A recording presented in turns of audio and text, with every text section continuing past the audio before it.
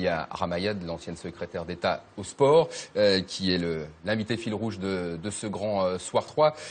Nous allons parler bien sûr politique, de l'UDI, le parti que vous avez rejoint avec Jean-Louis Borloo. Nous allons parler des carnets du pouvoir que vous publiez aux éditions du Moment avec Michel Dumoret. Bonsoir, le chef du service politique. Non, mais je suis plus intéressé par Ramayad que par vous, Michel. Bien vu. Pour illustrer cet entretien avec Michel, nous avons choisi quelques photos et quelques extraits de chansons, dont celle-ci. Si la vie est un rêve, que l'amour enlève, tout contre vous jamais, au bois dormant. Vous prendriez ma vie, je prendrais votre main. Nous irions... Voilà, depuis quelques mois, vous êtes maman d'une petite Jeanne, d'où la chanson signée Alain Souchon. Est-ce que depuis sa naissance, vous regardez la vie politique d'une manière différente ou ça n'a rien changé? Dis donc, c'est très people, hein, tout ça. C'est une question politique, c'est une question de fond. C'est du fond, Ramayad. Disons que, alors, si on reste dans le champ politique, au-delà de l'immense bonheur qui est celui d'être une maman, les questions de politique de la petite enfance, de garde, de revenus maternels m'intéressent vraiment au plus haut point, ce qui n'était pas le cas il y a 6 mois, je vous l'avoue. Ah, vous voyez que c'est pas une question people. Et c'est une vraie question parce que pour l'organisation de l'emploi du temps des femmes qui font de la politique, qui travaillent et qui en même temps ont des enfants, c'est l'enfer. Et là, je n'ai jamais autant compris les femmes dans ces situations que maintenant. Ramayad, est-ce que ça veut dire qu'aujourd'hui, les femmes font différemment la politique? Je pense qu'elles font différemment. Oui, elles font la politique différemment à l'échelle locale, je pense. Mais que quand on arrive au niveau gouvernemental, elles sont des hommes politiques comme les autres, parce qu'il y a le syndrome de la reine des abeilles, évidemment. Plus on est seul, plus on met en avant le fait que de nos mérites d'y être arrivés et pas les autres. Et puis il y a la concurrence tout simplement inhérente à la politique, et il y en a entre les hommes, mais il n'y a pas de raison qu'il n'y en ait pas entre les femmes. Les femmes politiques, comme les hommes politiques, effectivement, vous en parlez, la guerre des égos dans les carnets du pouvoir. Alors malgré votre nouveau statut de maman, vous avez replongé, vous remontez sur le ring de la politique, malgré le fait d'avoir reçu quelques coups durs pendant quelques années. Qu'avez-vous fait depuis votre départ? Que reste-t-il de vos passages au secrétariat d'État aux droits de l'homme et au sport? Des éléments de réponse tout de suite en images avec Serge Simino. Voilà votre nouvelle famille politique, l'UDI, Union des démocrates et indépendants, un centre nouveau avec au milieu Jean-Louis Borloo. Fini pour lui, comme pour vous, la grande UMP. Ce centre-là veut compter, jusqu'à tenter les passerelles avec le MoDem de François Bayrou. Fini l'UMP donc, mais quelle ingratitude, elle vous a tout donné et vice-versa. L'UMP version Sarko, c'est quand même autre chose. Nicolas, le candidat, venait d'être investi et quelques mois plus tard, le devenu président pense à vous dans le casting gouvernemental avec entre autres Série A, Rachida, Fadela et vous, Rama. Vous êtes alors secrétaire d'État chargé des droits de l'homme auprès du ministre des Affaires étrangères Bernard Kouchner. C'est merveilleux, mais très vite, ça se gâte. Exemple phare, la visite de feu le colonel Kadhafi. Le président de la République ne vous pardonnera pas vos déclarations. Le colonel Kadhafi doit comprendre que notre pays n'est pas un paillasson sur lequel un dirigeant, terroriste ou non, peut venir s'essuyer les pieds du sang de ses forfaits. La France ne doit pas recevoir ce baiser de la mort. Le président gronde, vous vous tairez un peu et calmerez le jeu, beaucoup. Que Kadhafi vienne à Paris, d'accord, mais qu'on lui tienne un discours rigoureux sur la question des droits de l'homme.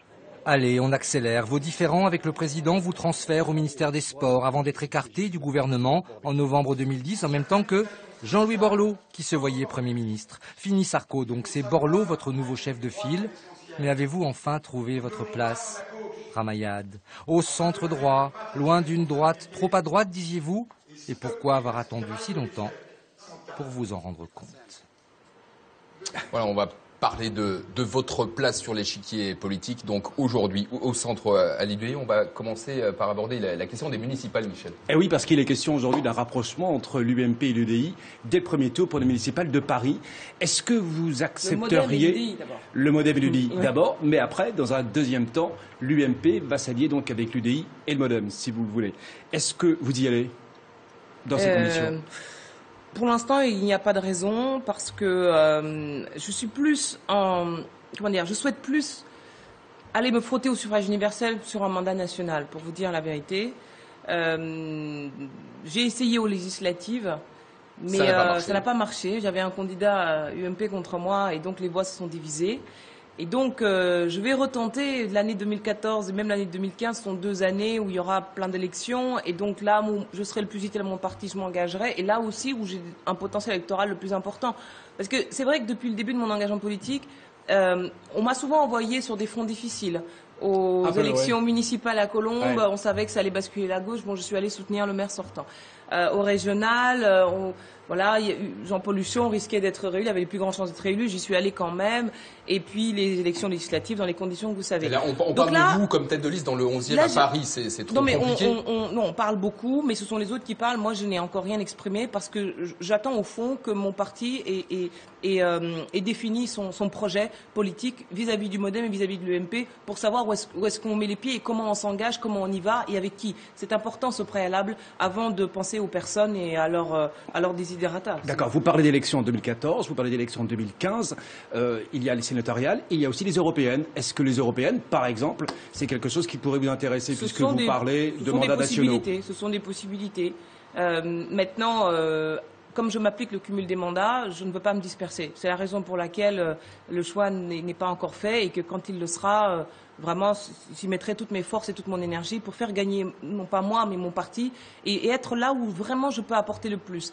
Et donc, en ce moment, vous savez, il y a ce rapprochement entre le MoDem et l'UDI. Je pense que si ça se fait, ce rapprochement, ce sera l'événement politique ces 20 dernières années. Je ne sais pas si vous mesurez, ce centre éclaté depuis le départ de Valéry Giscard d'Estaing va enfin pouvoir retrouver son unité. On va arrêter avec les listes divisées dans les territoires qui sont vraiment meurtrières, 2 listes centristes, personne ne comprend.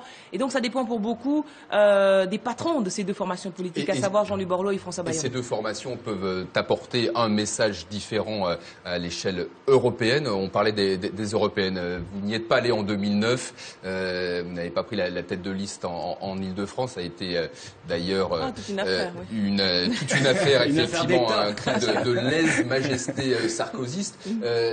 Là, ça vous dirait pas d'aller affronter Marine Le Pen aux européennes, par exemple?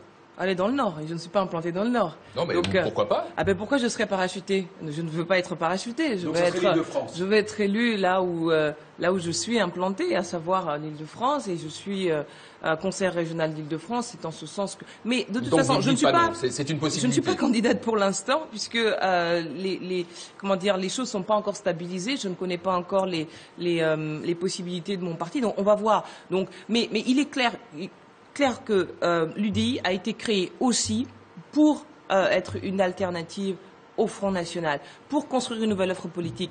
Nous devons être en capacité, c'est là le défi qui nous attend. Ça fait 1 an que l'UDI existe, ça fait 1 an que Jean-Louis Borloo a constitué un groupe parlementaire au Sénat et à l'Assemblée nationale. Donc il y a une force politique, d'élus au sein de ce parti. Mais maintenant, il faut qu'on se fasse connaître des Français. Et moi, je les invite à regarder qui nous sommes, ce que nous proposons. Et nous sommes un centre droit qui se veut progressiste, qui se distingue de l'UMP par une clarté, mais très nette vis-à-vis du Front National, mais aussi parce que nous voulons incarner une droite de progrès et absolument pas être conservateur. Alors, il y en a un dont on ne parle pas, mais tout le monde y pense, c'est Nicolas Sarkozy. Ici même, Louis, il faut s'en souvenir, Jean-Pierre Raffarin avait déclaré que, et vous en parliez tout à l'heure, les fameuses primaires de l'UMP, si Nicolas Sarkozy revenait dans la course, il n'aurait pas besoin de passer par les primaires. Est-ce que vous êtes d'accord ou pas avec ce qu'a déclaré ici même Jean-Pierre Raffarin? C'est vrai qu'on aurait du mal à imaginer un ancien président de la République, de cette formation politique-là, repasser par des primaires et affronter des challengers qui ont été ses ministres. Ce n'est pas très conforme à l'esprit de la Ve République. Notamment quand il a été son Premier ministre. Oui, et je pense que Nicolas Sarkozy fera tout pour ne pas se soumettre à ces primaires et plutôt invoquer le soutien populaire. Et je crois qu'il l'a d'ailleurs du côté des adhérents de l'UMP. Alors après l'UMP aujourd'hui, l'UDI, on va voir ce que pensent les Français de vous et de votre parcours. Certains Français, évidemment, certains électeurs que nous avons interrogés aujourd'hui dans les rues de Paris pour voir leur avis, un avis forcément un petit peu partagé. Aujourd'hui, je sais pas, elle a fait un bébé, elle fait plus de politique. Pour moi, j'entends pas parler. Étant ministre, Sincèrement, je n'ai rien vu de bon. De toute façon, on n'a plus confiance en personne. Alors, que ce soit Ramayad, n'importe quel parti politique aujourd'hui, on ne peut plus se fier à personne. Alors. Elle est intelligente, parce qu'elle est douée, parce qu'elle défend ses idées qui ne sont pas les miennes. Elle n'était pas particulièrement faite pour la politique et qu'elle profite de son statut social pour se faire élire. Je pense qu'elle représente un espoir, déjà parce que je pense qu'elle vient d'un milieu qui n'est pas forcément facile, et pour les jeunes, de la diversité entre guillemets. Ce qui ressort finalement de ce micro-trottoir, de ces réactions rapportées dans la rue, c'est qu'on ne sait pas très bien finalement où vous allez et d'où vous venez. Ce parcours un petit peu pour comme quelqu'un qu'on a toujours voulu mettre dans une case, c'est une grande victoire, voyez-vous. Non, sérieusement. Non, d'où je viens, on le sait. C'est vrai que moi, je suis une immigrée qui est devenue française par la voie de la naturalisation. Vous auriez pu être à gauche? Qui sait pas forcément, non, parce que justement, j'échappe aux cases et aux frontières. Et à qui l'école a permis de monter dans l'échelle sociale. Je suis devenue administrateur du Sénat après avoir été diplômée de Sciences Po. Et puis un de mes professeurs de Sciences Po m'a permis de rencontrer Nicolas Sarkozy, pour lequel j'avais beaucoup d'admiration. Et je me suis engagée, j'ai eu la chance exceptionnelle de m'engager dans cette campagne présidentielle 2007, puis d'avoir fait campagne après pour être au gouvernement. Et là, les Français m'ont connue au niveau du ministère des Droits de l'Homme et ensuite des Sports. Après, j'ai été ambassadeur de France auprès de l'UNESCO. Et pour aller où? Pour aller où? Eh bien, pour continuer à servir. Le service de l'État me passionne. Le service des Français m'intéresse. J'ai envie de participer au renouvellement de la vie politique. Je fais de mon mieux. Je ne fais pas toujours tout parfaitement aussi bien que je le voudrais. Mais en tout cas, je ne rechigne pas au travail et à la rencontre avec les gens. Alors vos 3 années et demie passées au gouvernement, vous les racontez dans ces carnets du pouvoir. Vous n'épargnez pas celles et ceux qui n'ont pas été très gentils avec vous durant ces années, notamment vos 2 ministres de tutelle. Vous ne pardonnez pas, notamment à Roselyne Bachelot. Non, c'est pas ça. Ce livre, en fait, c'est pas un livre de règlement de compte. Absolument non, mais on n'a pas le temps de parler de tout le livre. Mais là, il y a 2 ministres. C'est un journal de bord qui est écrit sur 6 ans et chaque jour, sur le moment, sur le vif, j'écrivais ce qui m'arrivait. Et c'est vrai que dans toute cette épopée finalement qui a commencé avant que je sois ministre et qui a continué après que j'ai quitté le gouvernement, il y a eu des moments difficiles. Il y a eu des moments de passion où j'ai eu un grand plaisir et un grand honneur à servir la France, notamment sur la scène internationale, à être au service de l'État, à être au service des Français. Sur la scène internationale avec Bernard Kouchner, ça a été difficile aussi. C'était pas simple parce qu'il souffrait lui-même d'être dans une situation où il voulait parler des droits de l'homme mais il ne pouvait pas à cause de la réelle politique. Simplement, moi, n'étant que secrétaire d'État, je me suis permise quand même de parler des droits de l'homme et ça pouvait créer effectivement des problèmes. En revanche, oui, il y en a un alors qui n'est pas du tout égratigné dans ce bouquin. Ah oui, c'est Nicolas Sarkozy, pas aucun, non, mais que des mots doux pour Nicolas Sarkozy aussi quand même. On écoute d'ailleurs un nouvel extrait de chanson. De ce que j'ai vécu à ce que j'imagine, je n'en finirai pas d'écrire ta chanson, ma France. Alors vous racontez dans ce livre que vous avez écouté cette chanson dans un avion avec le chef de l'État, avec lequel vous partagiez des écouteurs avec votre héros Sarkozy. Ça fait un peu militaire, ça. Bon, déjà, vous me prenez par les sentiments avec Jean Ferrat, c'est totalement pas fair play, mais j'assume mon affection pour Jean Ferrat. Et pour Nicolas Sarkozy. Oui, il y a de l'affection, il y a du respect, parce que quand on a démarré ensemble, quand il m'a donné l'opportunité de faire mon premier discours un jour de 14 janvier 2007, ça me vaut à son égard une vraie reconnaissance qui ne changera jamais, c'est évident. Mais il n'empêche que malgré ça, j'ai cherché au fond de moi-même, quand à un moment donné, je ne pouvais plus porter le nouveau discours de Nicolas Sarkozy, trouver la force en moi pour dire il faut que j'arrête, il faut que je m'en aille. Et au fond, c'est pas moi qui suis partie. J'ai été écartée du fait de cette évolution du discours. Moi, l'éloge de la frontière, quand je commence en vous disant je suis une migrante, comment je peux assumer l'éloge conceptuel de la frontière? C'est pas possible. Comment je peux assumer la déchéance de la nationalité alors que je suis une naturalisée? Donc, quelque part, j'ai même pas voulu partir, c'est que j'ai été écartée à cause de ce nouveau tournant. Et il fallait le faire parce que je suis une femme politique et pas une midinette, justement. Alors justement, à propos de femmes politiques, dernier extrait de chanson.